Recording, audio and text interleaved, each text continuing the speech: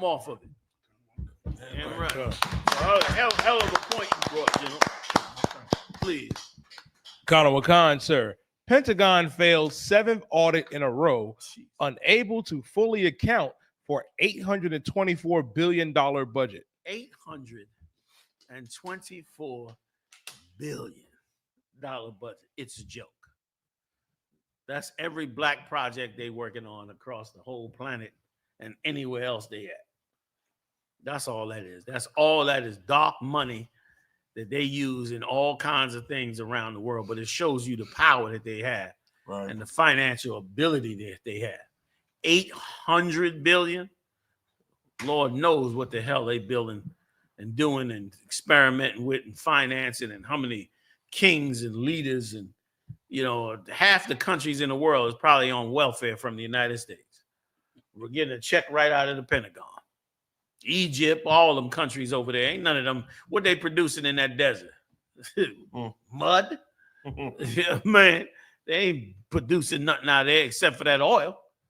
You know what I mean? That them might get a few dollars at. But other than that, America is paying all of this in their empire. And let me tell you something else too, man. These gangs, like we talked about, these different countries, these heathens over these different parts of these countries, all of this looks like the fall of Rome. Rome was looked just like this. All the outskirts of Rome, right or wrong, was headed up by different factions and groups, and they became rebels against the empire eventually. And they peeled the empire down until there was nothing left for the empire to stand on. And then they just overthrew it, man. And the Byzantines and everybody took it from there. You know what I mean? Imagine that. How much was it again? Colonel, sir. $824 billion. 820. That's almost $1 trillion. 824 billion. And that's just what they can't find. Imagine how much they spent that they can tell you they spent. So there's no reason for no poverty in this country. No reason for it. Like this country has become a military base.